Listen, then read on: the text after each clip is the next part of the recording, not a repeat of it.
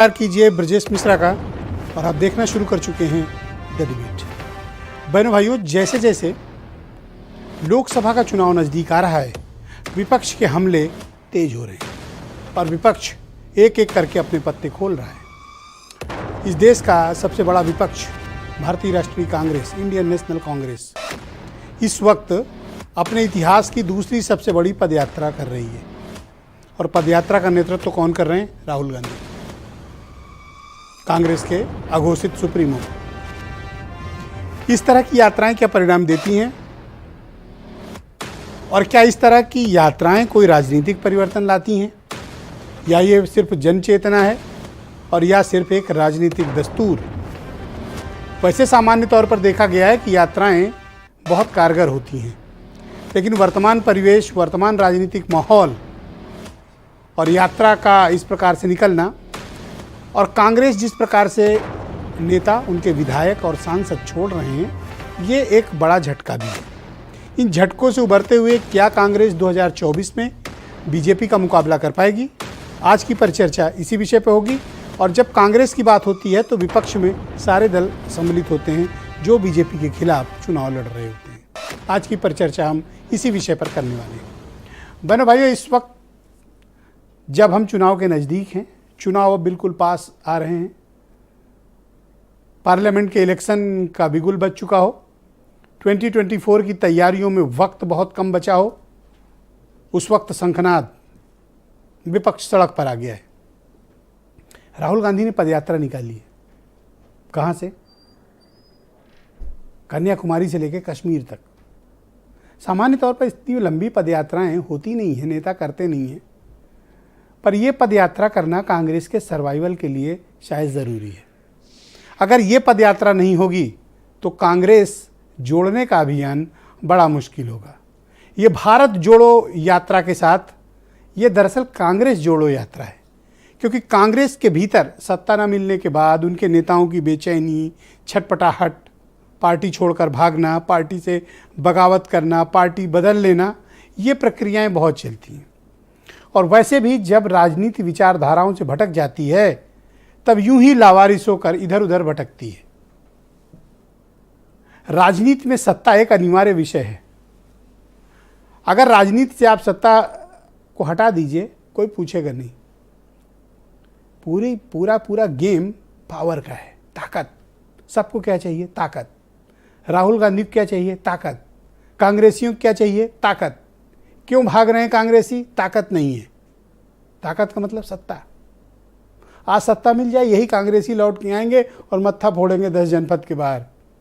याद करिए वो दृश्य जो उत्तर प्रदेश के इस समय बीजेपी के एक नेता हैं, जब सोनिया गांधी प्रधानमंत्री नहीं बन रही थी, उस वक्त 10 जनपद के बाहर अपनी कनपट्टी पर रिवाल्वर लगाए बैठे थे कि अगर पीएम नहीं बनी सोनिया मैडम तो मैं जान दे दूंगा। साहब इस समय बीजेपी में है। मतलब सत्ता, पावर, सब गेम पावर का है। तो जिसके पास पावर है उसके पास फॉलोअर है, और जिसके पास पावर नहीं है उसको छोड़ के भागने में नेता 2 मिनट भी नहीं लगाते हैं। तो कांग्रेस के पास इस समय पावर है नहीं, इसलिए उनके यहाँ भगदड़ बहुत बड़ी है। और उस भगदड़ को तभी रोक सकते हैं जब सत्ता का कुछ हिस्सा उनके हाथ में हो, भले ही राज्यों में हो, या फिर मजबूत विपक्ष हो। राजनीति में आप नेताओं को और कार्यकर्ताओं को कैसे जोड़ पाते हैं? या तो आपके पास सत्ता मिल गई हो, और या फिर आपके नेता और कार्यकर्ता को सत्ता मिलते दिखाई दे रही हो, तब। आज बीएसपी को कोई पूछने वाला नहीं है। 10 साल पहले उत्तर प्रदेश में जलजला था बीएसपी का। मायावती की पार्टी उरूज पे थी, हर गुजरने वाली गाड़ी पे झंडा हाथी का। आज चौराहे पे खड़े हो जाइए हजरतगंज पे, 3-4 दिन लगेंगे शायद कोई एक गाड़ी में झंडा मिले। ताकत, सत्ता, पावर। अगर पावर है सब साथ हैं, पावर गई घर बैठिए। फिर वही आपके साथ रह जाएंगे जो सच में विचार के साथ हैं, और या फिर उनको ये एहसास है और आप में बिलीव है कि एक न एक दिन हमारा नेता सत्ता लाएगा। तो जो मध्यकाल में होता था, जब लोकतंत्र नहीं था, तब उस राजा का साथ देते थे जो जीतता था या जीतने वाला होता था, ताकत होती थी। बेसहारों को समाज सहारा नहीं देता। सहारा उसी को मिलता है जो ताकतवर होता है या ताकत में आते हुए दिखाई देता है, मसला सिर्फ इतना है। तो क्या इस यात्रा से राहुल गांधी कोई ताकत लाएंगे? अगर ला पाए तो करिश्मा, और नहीं ला पाए तो जो बचे हैं कांग्रेसी वो भी भाग जाएंगे।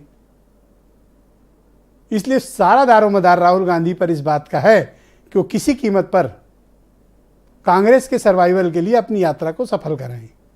अगर सफल करा ले गए तो उनकी पार्टी दौड़ेगी, और अगर यात्रा फेल हुई, परिणाम नकारात्मक आए, तो कांग्रेस और दुर्दिन देखेगी। ये है मसला। आज की परिचर्चा इसी विषय पे, और हम इस डिबेट को आगे बढ़ाएंगे। दरअसल मामला सिर्फ कांग्रेस का नहीं है, विपक्ष के और दल भी हैं, लड़ रहे हैं। दक्षिण भारत, वहाँ भारतीय जनता पार्टी बहुत कमज़ोर है, वहाँ कई दल बीजेपी से को कायदे से दौड़ाए हुए हैं, लड़ रहे हैं बीजेपी से। चले जाइए उड़ीसा, बीजेपी से बीजू जनता दल लड़ रही है। पश्चिम बंगाल, ममता बनर्जी लड़ रही हैं। नीतीश कुमार बिहार में लड़ रहे हैं। उत्तर प्रदेश, अखिलेश यादव लड़ रहे हैं। कांग्रेस भी थोड़ा बहुत यहाँ कोशिश कर रही है लड़ने की, और भी राज्यों में लड़ाई हो रही। लेकिन बीजेपी इतनी ताकतवर है कि उसको मुकाबला देना अभी के सिनेरियो में, अगर आज की डेट में बात करें, तो ये सब मिल के भी बीजेपी को हटाना तो दूर, अभी हिला भी नहीं पा रहे हैं। लेकिन टाइम है अभी, अगर ताकत ले आते हैं, अपने साथ और लोग को जोड़ लेते हैं, तब अगर धक्का दें शायद कोई बात बने या हिल जाएं। आज की परिचर्चा को आगे बढ़ाएंगे। कृष्णकांत पांडे, कांग्रेस के उत्तर प्रदेश के प्रवक्ता। हेमंत तिवारी, बहुत जाने माने पत्रकार। आनंद दुबे, बीजेपी के प्रवक्ता। मनोज यादव काका है मेरे साथ, समाजवादी पार्टी के प्रवक्ता। केपी मलिक, जाने माने पॉलिटिकल एनालिस्ट। और बीरेन्द्र सिंह जी, हमारे स्टेट हेड। बहुत शुक्रिया और धन्यवाद। आज थोड़ा मैंने समय ज़्यादा ले लिया।